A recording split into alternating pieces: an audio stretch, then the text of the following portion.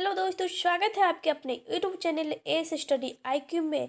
आज मैं आपके लिए बायोलॉजी से जुड़े टॉप 30 क्वेश्चन लेके आई हूँ जो आपके किसी भी कम्पिटिटिव एग्जाम के लिए काफ़ी ही ज़्यादा हेल्पफुल होने वाला है। आज के क्वेश्चन बहुत ही ज़्यादा इंटरेस्टिंग होने वाला है दोस्तों। तो चलिए बिना टाइम वेस्ट किए हुए हम अपने फर्स्ट क्वेश्चन की ओर चलते हैं। हमारा फर्स्ट क्वेश्चन है, पुष्प विज्ञान के अध्ययन को क्या कहा जाता है? पुष्प विज्ञान के अध्ययन को क्या कहा जाता है दोस्तों? तो इसका अगर आप किसी भी क्वेश्चन का आंसर जानते हैं तो आप कमेंट बॉक्स में ज़रूर रिप्लाई दें ताकि इससे आपका रिवीजन भी हो जाएगा।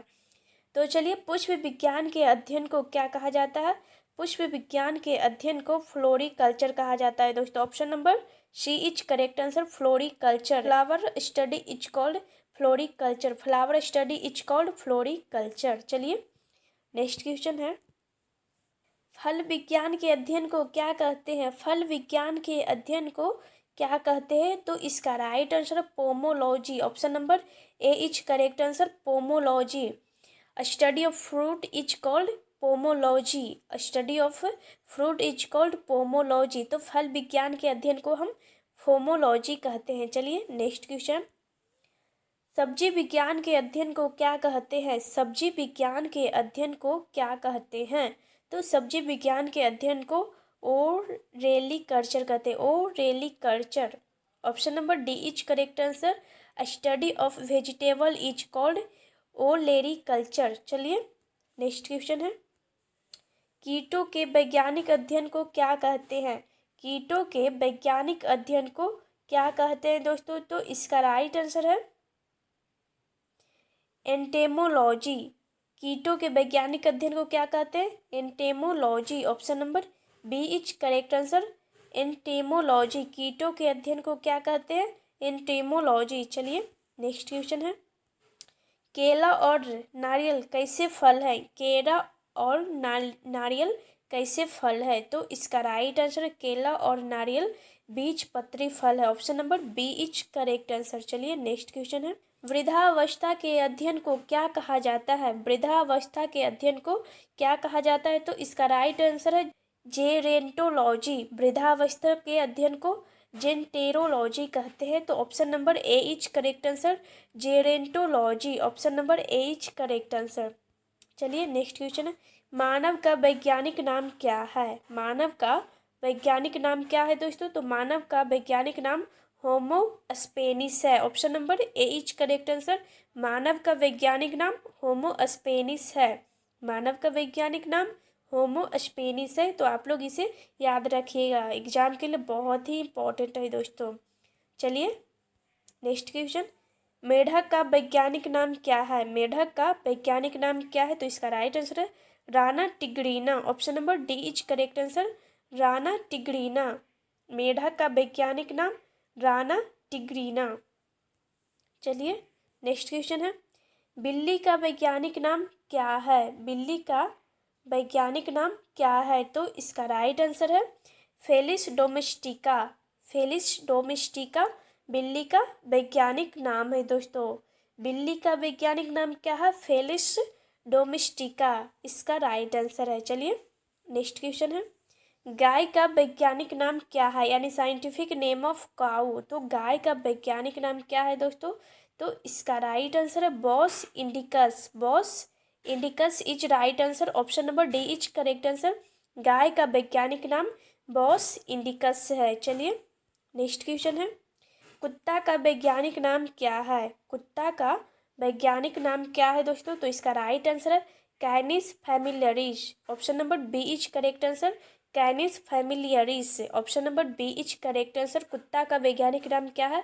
कैनिस फैमिलियरिस। चलिए नेक्स्ट क्वेश्चन, मक्खी का वैज्ञानिक नाम क्या है? मक्खी का वैज्ञानिक नाम क्या है दोस्तों? तो इसका राइट आंसर है Musca domestica. Musca domestica is right answer. Option number C is correct answer, मक्खी का वैज्ञानिक नाम क्या है दोस्तों? मुस्का डोमेस्टिका। चलिए नेक्स्ट है, आम का वैज्ञानिक नाम क्या है? आम का वैज्ञानिक नाम क्या है? तो Mangifera indicus. Mangifera indicus A is correct answer, आम का वैज्ञानिक नाम मैग्नीफेरा इंडिकस है। चलिए नेक्स्ट क्वेश्चन है, धान का वैज्ञानिक नाम क्या है?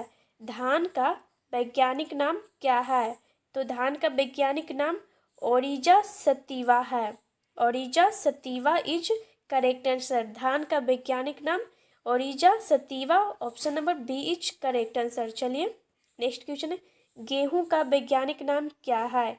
गेहूं का वैज्ञानिक नाम क्या है दोस्तों? तो इसका राइट आंसर है ट्रिटिकम स्टीबम। गेहूं का वैज्ञानिक नाम ट्रिटिकम स्टीबम है, इसका right answer option number d is correct answer, triticum स्टीबम।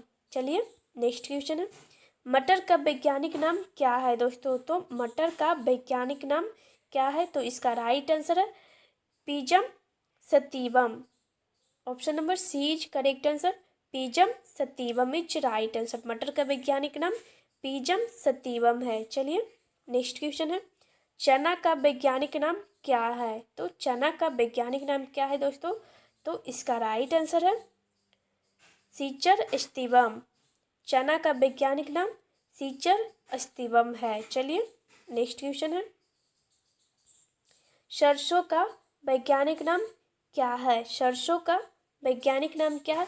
Scientific name of mustard is called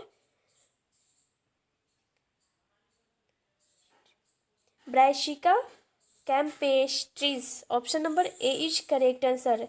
brassica campestris सरसों का वैज्ञानिक नाम है। चलिए नेक्स्ट क्वेश्चन है, ताजमहल दुष्प्रभावित हो रहा है, तो ताजमहल किसके कारण दुष्प्रभावित हो रहा है? तो ताजमहल अम्लीय वर्षा के कारण दुष्प्रभावित हो रहा है। तो ताजमहल अम्लीय वर्षा के कारण दुष्प्रभावित हो रहा है।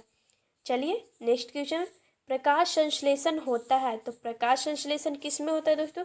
तो पौधों में होता है, क्लोरोप्लास्ट में होता है, शोध में, यानी कि इसका राइट आंसर है option number d is correct answer, इनमें से सभी। चलिए नेक्स्ट क्वेश्चन है, ये अब सारे क्वेश्चन रिवीजन क्वेश्चन है दोस्तों। उम्मीद है आप लोग को क्वेश्चन पसंद आ रही हो तो लाइक शेयर एंड सब्सक्राइब जरूर कीजिए और भी लोगों को शेयर कीजिए ताकि उन लोगों को भी यह क्वेश्चन हेल्प हो सके आने वाले एग्जाम में। चलिए, नमकीन क्षेत्र में होने वाली वनस्पतियों को क्या कहते हैं? नमकीन क्षेत्र में होने वाले वनस्पतियों को क्या कहते हैं? तो उसे हेलोफाइट कहते हैं दोस्तों, हेलोफाइट। नमकीन क्षेत्र में जो भी पेड़ पौधे होते हैं, जिसे नमकीन क्षेत्र, जहाँ पे मतलब जिस जो पानी होता है उसमें नमक की मात्रा ज़्यादा हो, यानी कि नमकीन क्षेत्र में वनस्पति जहाँ पे होता है यानी पेड़ पौधे वहाँ पे होते हैं, उसे हम हेलोफाइट कहते हैं। चलिए नेक्स्ट है, पौधे का कौन सा भाग श्वसन करने का काम करते हैं? यानी यहाँ पे शोषण नहीं, यहाँ पे श्वसन होगा। पौधे का कौन सा भाग श्वसन का काम करती है? तो पौधे की पत्ती सांस लेने का काम करती है, पौधे की पत्ती सांस लेने का काम करती है। चलिए नेक्स्ट है, ईस्ट और मशरूम क्या होते हैं? ईस्ट और मशरूम फफूंद या फिर फंजाई होते हैं दोस्तों, ईस्ट और मशरूम फफूंद या फिर फंजाई होते हैं। चलिए नेक्स्ट है, घोंसला बनाने वाला सांप कौन सा है? घोंसला बनाने वाला सांप कौन सा है? तो इसका राइट आंसर है किंग कोबरा। जो घोंसला बनाने वाला सांप है वह किंग कोबरा है। मनुष्य में अवशेषी अंग क्या है? मनुष्य में अवशेषी अंग क्या है दोस्तों? तो कर्ण पल्लव पेशियां, जो यानी कि जो कान की पेशियां वह अवशेषी अंग है दोस्तों। चलिए नेक्स्ट है, उत्परिवर्तन का सिद्धांत किसने दिया? उत्परिवर्तन का सिद्धांत डी ब्रिज ने दिए थे। उत्परिवर्तन का सिद्धांत डी ब्रिज ने दिए थे। चलिए नेक्स्ट है, जीव विज्ञान के जनक कौन थे? जीव विज्ञान के जनक कौन थे दोस्तों? तो इसका राइट आंसर अरस्तु। जीव विज्ञान के जनक अरस्तु थे। चलिए नेक्स्ट है, चावल की फसल के लिए कौन अच्छे जैव उर्वरक का कार्य करता है?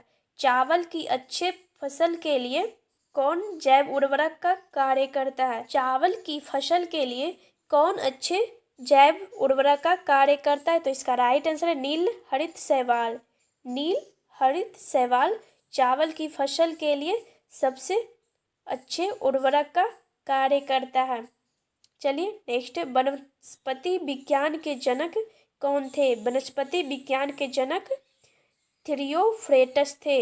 थियोफ्रेटस विज्ञान वनस्पति विज्ञान के जनक थे। चलिए नेक्स्ट है, चिकित्सा शास्त्र के जनक किसे कहा जाता है? चिकित्सा शास्त्र के जनक किन्हें कहा जाता है? तो हिप्पोक्रेटस को चिकित्सा शास्त्र का जनक कहा जाता है। हिप्पोक्रेटस को चिकित्सा शास्त्र का जनक कहा जाता है दोस्तों।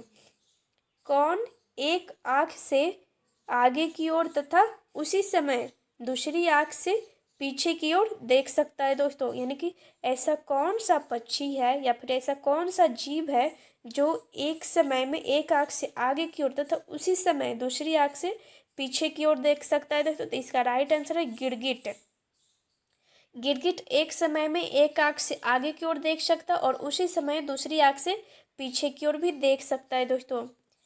चलिए नेक्स्ट है, मृदा को नाइट्रोजन से भरपूर करने वाली फसल कौन सी है? मृदा को नाइट्रोजन से भरपूर करने वाली फसल कौन सी है? तो मटर की फसल।